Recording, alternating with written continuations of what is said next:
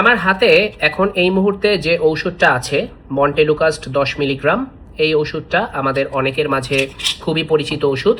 Monas, মন্টিন, Montreal, লুমোনা, ট্রাইলক এইসব বিভিন্ন নামে কিন্তু এই ওষুধটা মার্কেটে পাওয়া যায়।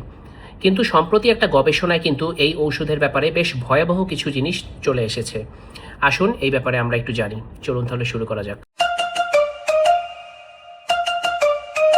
মূলত মন্টেলুকাস্ট ঔষধটা কিন্তু অ্যাজমা, সিওপিডি এই ধরনের যেসব দীর্ঘমেয়াদী হাঁপানি রোগগুলো আছে এই ধরনের রোগীদের ক্ষেত্রে ব্যবহার করা হয়। এখন এই ধরনের রোগীর ক্ষেত্রে এই ওষুধটা কিন্তু একদম প্রথমেই ব্যবহার করা হয় না। এই অ্যাজমার ক্ষেত্রে কিন্তু একটা স্টেপ ওয়াইজ ট্রিটমেন্ট আছে।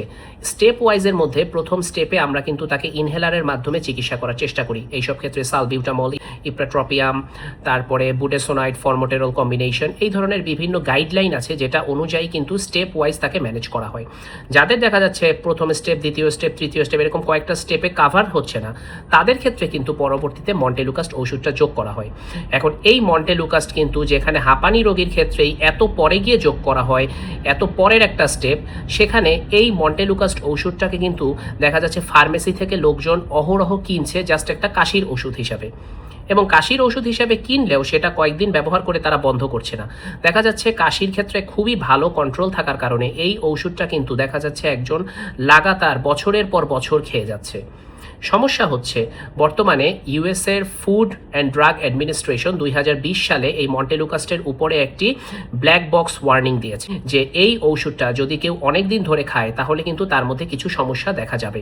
যার মধ্যে একটা হচ্ছে ডিপ্রেশন, একটা হচ্ছে অতিরিক্ত দুশ্চিন্তা করা, অ্যাংজাইটি, তারপরে রাতের বেলা ঘুম না হওয়া, ইনসমনিয়া, এবং পরবর্তীতে তার আচরণের মধ্যে একটা পরিবর্তন চলে আসা যেটার মাধ্যমে সে অল্পতেই রাগান্বিত হয়ে যায় এবং তারপরে সাইকোসিস, ইভেন আত্মহত্যার চিন্তা তার মনের মধ্যে আসতে পারে।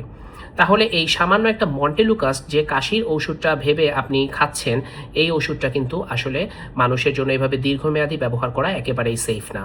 যেখানে হাঁপানি রোগীর বেলাতেই ডাক্তাররা চেষ্টা করে তার যতটুকু কম সম্ভব ওষুধ খেয়ে যাতে মন্টেলুকাস্ট পর্যন্ত না যেতে হয়, দেখা যাচ্ছে এই ধরনের ওষুধ তাদেরকে ব্যবহার করার প্রয়োজন না হয় দীর্ঘমেয়াদী, সেই চিন্তা করছে, সেখানে আমরা কিন্তু এই ওষুধটা ফার্মেসি থেকে অহরহ কিনে ব্যবহার করছি।